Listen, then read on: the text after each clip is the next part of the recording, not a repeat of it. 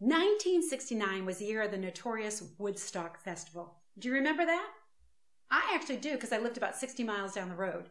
And I was also 13 in 1969, so I was at a very impressionable age. I didn't understand anything about the hippie movement, but I thought those hippies were so cool. I loved the way they dressed. So I grew my hair long. I intentionally frayed and ripped my jeans. And I even went braless, but I don't think anybody noticed. I especially loved those VW Volkswagens that were decorated with all the flowers and peace signs, and I thought, when I grow up, I want to have a car just like that. As it turned out, when I became of age, I actually did get a Volkswagen. It just didn't look anything like that. See, I'm number 3 in a family of 9 kids. 9 kids born within a 13-year period. So there were a lot of kids that needed cars. And Dad came up with a real inexpensive solution to get us the cars that we needed. Back then, cars from year to year are pretty interchangeable, so we bought a whole bunch of non-working Volkswagen Bugs. Took some non-working parts out, put some working parts in, and voila, he came up with a lot of good cars. The really good cars he sold, and the leftovers, well, those are the ones that we got as kids. I remember a few of them in particular. One had no heat, which doesn't sound so bad here in Florida, but this was upstate New York. One was just plain ugly. It was pale yellow with a white hood and one bright blue door. So 3 colors, well, 4 if you count the rust. Then there was the one that didn't have the functioning door. So the driver's door didn't lock, and so Dad permanently latched it. That meant in order to get in and out of the car, you had to go in through the passenger side. So that was kind of interesting. The most unique car was one that actually looked pretty good. Now, I'll tell you, if you got in the car and looked at the fuel gauge, you think, oh, I've got plenty of gas. You had to remember with this particular one that the fuel gauge was not functioning. So you had to go into the glove box, pull out that little notepad, and look at the mileage of the last fill up and give yourself about 200 miles. Because if you went without looking at that notebook, you could easily run out of gas. And keep in mind, this was long before cell phones. So if you got stranded, you might be walking miles to get to a payphone. Many of us have a non-working fuel gauge just like that last car I mentioned. We don't know when we're hungry, we don't know when we're full, and we don't stop appropriately. But we weren't always like that. Think about it. Babies, they have such a unique way of knowing when they're hungry and when they're full. When they've had too much, they clench their jaws, and that's it. And when they're hungry, they scream bloody murder, right? We don't have that sense of understanding when we've had enough and when we're hungry. We eat out of sheer convenience, out of habit, sometimes even entertainment. We adjust our schedules for food. We don't think of food as fuel. And when you start thinking about food as fuel, well, first of all, think about it. 2/3 of all Americans are now overweight or obese. So obviously we're not thinking of food as fuel and not paying attention to this fuel gauge.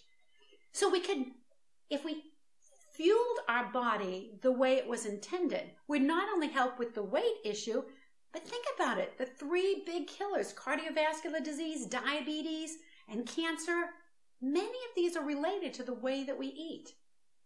And in my last book, Reboot, How to Power Up Your Energy, Focus, and Productivity, I talk about how the way we fuel our body affects our energy. If we want to be more productive at work and have more joy at home, we've got to manage this energy source.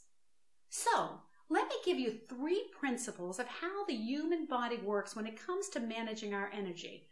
And that'll help you to understand if you're eating appropriately or what you can do. I can give you specific guidelines later on. But generally speaking, 3 principles. Number 1, realize that your body is always on idle. See, so many times I have these business executives that tell me, well, I don't need to eat breakfast. I'm just sitting at my desk. Besides, I just slept 8 hours. I'm not burning many calories. And they are so wrong. See, we are not like a parked car. That parked car is not using any fuel. But we are constantly using fuel 24/7. Our engine never shuts off or we'd be dead. Now, what's happening? Our lungs are breathing, our heart is beating, it's pumping all this oxygenated blood all throughout our body. Our brain is operating all this master organ here. And all of that requires a lot of fuel. In fact, about 75% of all the fuel that we burn is just to keep us alive. It's just to keep us alive. So when we do nothing, our engine is still idling. And so we got to remember to fuel it when it needs it. Because you know, if you don't have gas in that tank, like that last car I talked about, the engine stalls and the car stops completely. But what happens when you overfuel? Do you feel more energized because you're getting more fuel in? I mean, think back to the last holidays. Does it work that way? Absolutely not. Our energy level is just as bad as if we didn't have enough fuel. So it's important to have the right fuel at the right time and the right quality of fuel. So, number one, remember that the engine is always on idle. So it's very important to start your day with breakfast and then eat on a regular basis. So then the next question is, how often should I eat? And that leads to principle number 2. My Volkswagen Bug had a capacity to run about 200 miles. That was it. How long can our body run when we fuel it? Well, a lot of it has to do with something you're going to find in a basic medical textbook. Open it up and you're going to find out when we eat food, it goes down our esophagus, into our stomach, breaks it down into small little pieces, travels on to our small intestine. Then it gets absorbed into the rest of our body. The blood system takes these small little particles of fuel and raw materials, transports it all the way through the body to whatever cell that needs it. And then at a certain point, all of that is gone. I don't know how many times I hear people say, well, I'll skip a meal, I'll just burn off my blood sugar. There are only 20 calories in your blood sugar, and if it drops in half, you're probably going to black out. The blood is not a storage depot, it's just a transportation mode. The body has got to clear all that excess out within a short period of time. How long? Well, I'll tell you, if you have a snack, it'll probably last you about an hour or two, no matter how big that snack is. If you have a small meal, about 3 hours, a very big meal, and again, I don't care how big that meal is, you're only going to get 5 hours of fuel. At that point, all those little tiny particles have gone somewhere. And again, they can't stay in the bloodstream. If your blood sugar is too high, you're diabetic. It has to go somewhere. Anybody want to guess where it goes, all that extra calories? Because you overeat over the holidays and you ate only 5 hours worth of immediate fuel, all the excess is going where? Absolutely, it goes into our fat cells. And we've got plenty of them. I mean, take a 160-pound lean guy, 10% body fat. Do you realize that works out to 100,000 calories worth of fuel? We've got so much fat stores.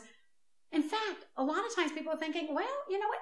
There you go. If I overeat at dinner, then I will just skip breakfast, skip my next meal, and I'll burn off all that fat that I accumulated from the previous meal. Sounds like a perfect idea, except it doesn't work that way. And if you look at how your body functions, you probably have already realized it's not working, right? And that leads to my third principle. See, our body doesn't burn just fat. Now, my Volkswagen took just one type of fuel, regular, leaded gasoline. That was it. It burnt on one type of fuel. We don't burn on one fuel, we burn on 2 fuels. Yes, we do burn fat. We burn fat constantly, and a lot of it, but we also require glucose. Glucose is a carbohydrate that's floating in our bloodstream. The doctor, when they check your blood sugar, they check blood glucose. That's what they're checking for, to make sure you've got a right amount. See, if you can picture that tachometer on your car, right? It fluctuates depending on how you're revving that engine. And we have something like that going on in our body. We burn about 50% of our calories in the form of glucose and 50% of the calories in the form of fat. So we're always burning fat all the time. So if you overeat at dinner, sure, some of those calories will be used as fuel the next morning. But our heart loves fat. Those muscles you're sitting on right now, they're burning fat as a fuel because we're not doing a whole lot. There's certain parts of your body are actually pretty flexible. They could care less which they have, glucose or fat. But the brain and those red blood cells that transport oxygen all the way through your body, they only run on glucose. And a lot of it. Remember I said 75% of all the calories we burn in a given day is just to keep us alive. Most of that is coming from glucose. The brain, the red blood cells require about 800 calories a day in glucose. So, if you were to eat a low-carb diet or skip a meal completely, you're going to burn slightly more fat. When you exercise, you know those exercising muscles burn more glucose. So this tachometer is always changing, but the important thing to remember is you will never ever burn 100% fat. It just doesn't work that way. That's why when people go on a fast, they end up losing a lot of muscle mass because that's where the body comes up with the glucose. It says, okay, you're not going to feed me? You're not going to feed me any carbs, all you people on the Atkins diet? Well, where am I going to get that glucose? No problem. I've got all this muscle mass. I'll just break it down, transport it to the liver. The liver breaks it down like Tinker Toys. You pee out all that extra nitrogen that's not part of glucose, and the rest of it becomes a glucose molecule. It's called gluconeogenesis if you look it up. And then it spits that glucose back into the bloodstream to fuel the brain, to fuel the red blood cells. And remember, keeping you alive is very important. It's always the number one task of the human body. It's going to care more about keeping you alive than whether or not you maintain your muscle mass. So, remember these three principles. If you want to maintain your health, your weight, and your energy level, it's important to keep these three things in mind. One, your engine is always revving. It's always at idle. The more muscle mass you get, the higher it's going to rev. You want to keep that up. So it's important to eat breakfast and then eat on a regular basis. Principle number two, realize that the body has to get rid of all these calories in about 3 to 5 hours. It doesn't matter how big the meal is. Now, don't confuse that with what's on the back end, okay? That's just waste products, and it might take a day or two to poop out the other end. But we're talking about how long does it take for us to get the fuel out of food? 3 to 5 hours. So it's important to eat on a regular basis. And then thirdly, it's important to realize that we don't burn just fat. So you can't overeat at night and expect to burn it the next day. It doesn't work that way. Your body requires glucose. And for that, if you don't eat it, the body will chisel away like little Pac-Man, chisel away your protein mass. I mean, it's no wonder as we get older, we get fatter and fatter. We lose muscle mass, we replace it with fat mass, and then some.